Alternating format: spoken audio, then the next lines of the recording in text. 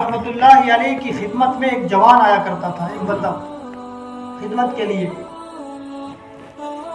حضرت فضیل بن عیاض رحمۃ اللہ علیہ نے بھی سوچا کہ چلو یہ جوان میری خدمت کے اندر آ رہا ہے تو اس کا فائدہ ہوگا، آگے چل کر یہ جوان کام کا بنے گا۔ لیکن ایسا ہوا کہ کچھ دنوں کے بعد یا کچھ عرصے کے بعد اس جوان کا آنا بند ہو گیا۔ حضرت نے اپنے دوسرے مریدین سے معلوم کیا کہ فلاں جوان جو میری خدمت کے اندر آیا کرتا تھا وہ کئی دنوں سے نظر نہیں آتا ہے، اس کا کچھ پتہ؟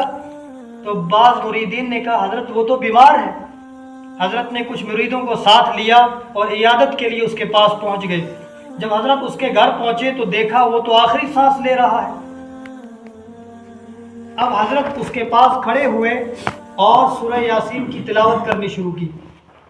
سورہ یاسین کی تلاوت اس لیے کی جاتی ہے کہ اس کے تکالیف کے اندر تخفیف ہو، کمی ہو، آسانی کے ساتھ روح نکل جائے۔ جب حضرت نے سورہ یاسین پڑھنی شروع کی تو اس بندے نے اپنی آنکھیں کھولی، اس سے پہلے وہ کچھ نہیں بول رہا تھا۔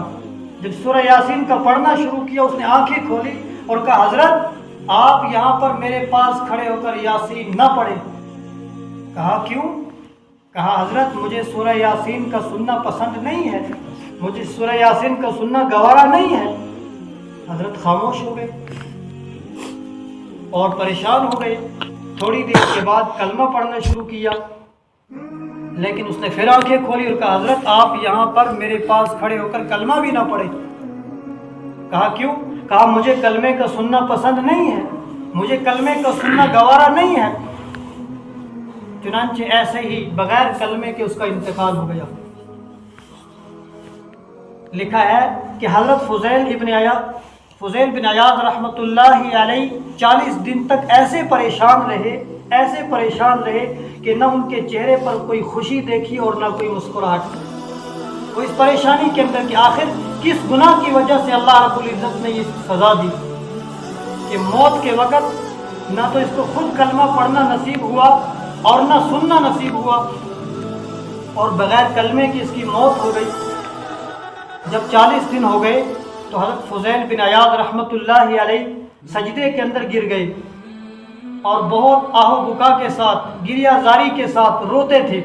جب آپ روتے روتے تھک گئے، جب آپ دعا کرتے کرتے تھک گئے تو آرام کرنے کے واسطے بستر پر تشریف لے گئے۔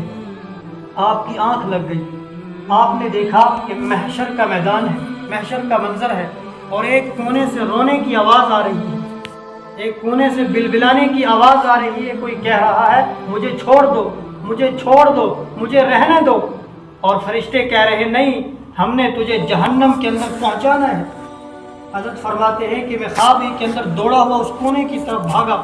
میں نے وہاں جا کر دیکھا کہ ایک جوان ہے جو اپنے سینے کے بل زمین پر اوندا پڑا ہوا ہے اور دونوں ہاتھ زمین پر چپکائے ہوئے ہیں اور کہہ رہا ہے مجھے چھوڑ دو، مجھے چھوڑ دو، مجھے معاف کر دو۔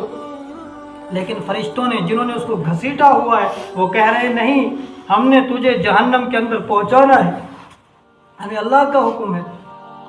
حضرت فرماتے ہیں کہ جب میں سامنے گیا تو میں نے اس کے چہرے کو دیکھا، میں پہچان گیا یہ تو وہی جوان ہے جو میری خدمت میں آیا کرتا تھا، اور جب اس کا انتقال کا وقت قریب آیا تو میں اس کے پاس گیا، سورہ یاسین پڑھنی شروع کی، اس نے کہا مجھے پسند نہیں۔ کلمے کا پڑھنا شروع کیا، اس نے کہا مجھے گوارا نہیں۔ حضرت نے کہا کہ مجھے تھوڑی مہلت دیجئے، میں اس جوان سے کچھ معلوم کرنا چاہتا ہوں۔ چنانچہ مہلت دی گئی، وہ جوان کھڑا ہوا۔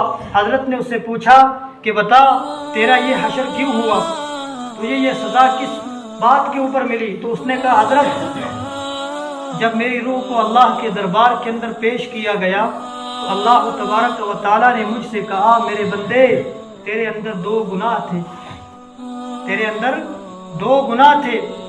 کہا پہلا گناہ تو تیرے اندر یہ تھا کہ تو سال میں 1 مرتبہ یا 2 مرتبہ شراب پی لیا کرتا تھا، اور دوسرا گناہ تیرے اندر یہ تھا کہ تو اپنے ہی جیسے دوسرے مسلمانوں کے ساتھ یا دوسرے مسلمانوں سے، اپنے ہی بھائیوں سے حسد کرتا تھا، تیرے دل کے اندر ان کے لیے حسد تھا۔ اس لیے میرے ایمانی بھائیوں کسی کو حقیر نہیں سمجھنا چاہیے، کسی کو اپنے سے کم تر نہیں سمجھنا چاہیے۔ قرآن کہتے ہیں فَلَا تُزَكُّوا أَنفُسَكُمْ اپنے آپ کو پاکیزہ مت سمجھو۔ اگر کوئی معمولی انسان ہے، نیچ ذات کا ہے، اس کی بھی کوئی عزت ہے، اس کا بھی کوئی مقام ہے۔ اللہ کے یہاں تو وہی مقام والا ہے کہ جو تقوی میں سب سے زیادہ اعلیٰ ہے، سب سے زیادہ بہتر ہے۔ اللہ کے یہاں تو ذات پات کچھ نہیں چلتی ہے۔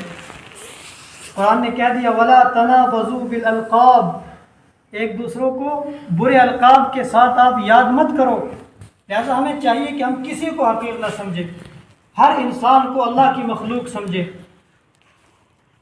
تو اس بندے نے کہا کہ اللہ رب العزت نے مجھے فرمایا تیرے اندر یہ دو گناہ تھے، ایک تو تیری زبان پر شراب کا اثر تھا اور تیرے دل کے اندر حسد تھا۔ میری غیرت نے گوارا نہیں کیا کہ جس زبان پر شراب کا اثر ہو اور جس کے دل کے اندر حسد ہو میں اس زبان سے کلمہ جاری کروں، بلکہ زبان سے کلمہ جاری کرنا تو دور کی بات، میں نے تیرے دل کو اتنا سخت کر دیا کہ تجھے کلمے کا سننا بھی پسند نہیں ہوا، تجھے کلمے کا سننا بھی گوارا نہیں ہوا۔ لہذا وقت زیادہ ہو رہا ہے، اس لیے میں بات کو ختم کرتا ہوں۔ ہم سب کو چاہیے کہ ہم اپنی موت کے بارے میں فکر مند رہیں، اپنی آخرت کے بارے میں فکر مند رہیں اور اپنی پچھلی زندگیوں سے توبہ کریں۔